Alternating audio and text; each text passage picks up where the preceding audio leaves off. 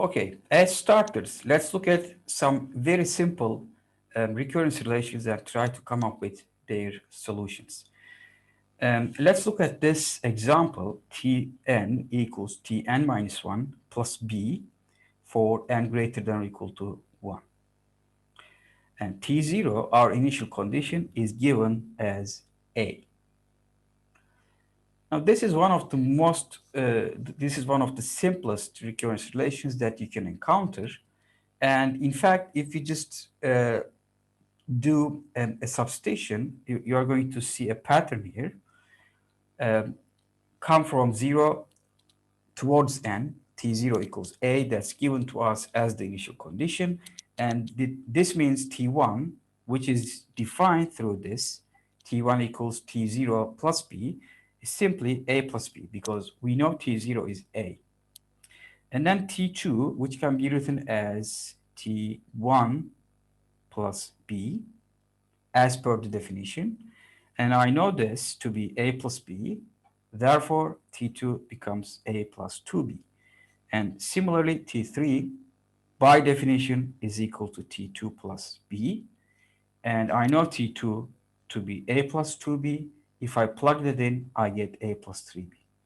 Okay, so the pattern is really obvious here.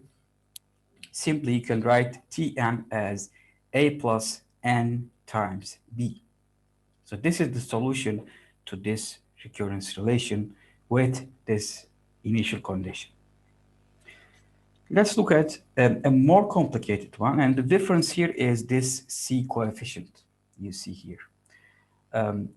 We have Tn equals C times Tn minus 1 plus B, where the initial condition T0 is again provided to us as A. Again, we're going to do a similar thing and write T0 equals A, and then T1 in terms of T0 as C times T0 plus B. And since this is A, just plug that in, you get CA plus B.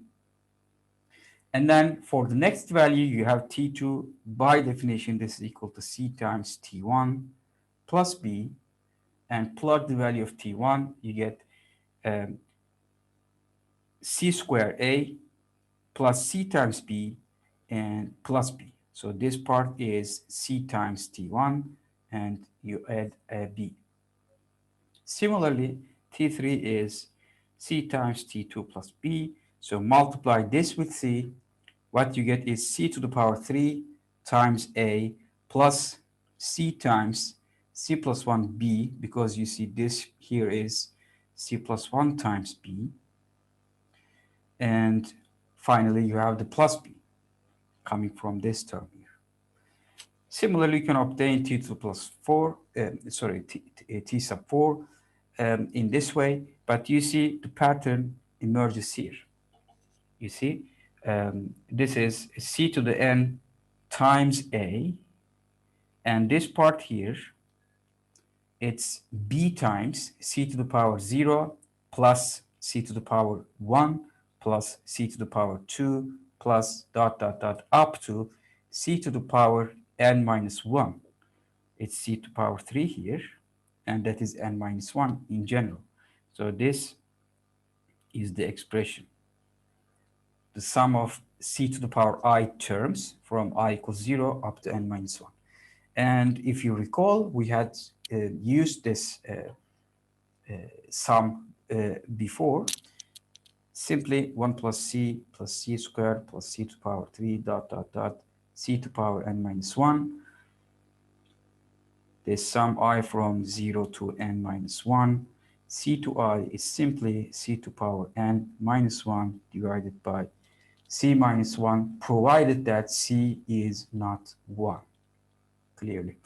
And therefore, the solution to Tn is given here. Now, this and this is going to be, well, maybe not this, but let me just point out this one rather.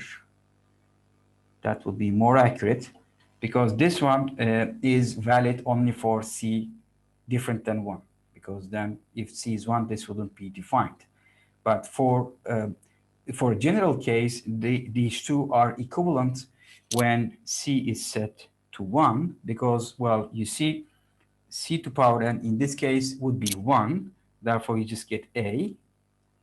And this part here, you see, it would be a sum from I from 0 to n minus 1 of 1s, because C is 1. Therefore, this is a sum of n 1s, which gives you n, and it appears as n times p here. So this is the general solution when C is not equal to 1, and when C is equal to 1, this is the solution.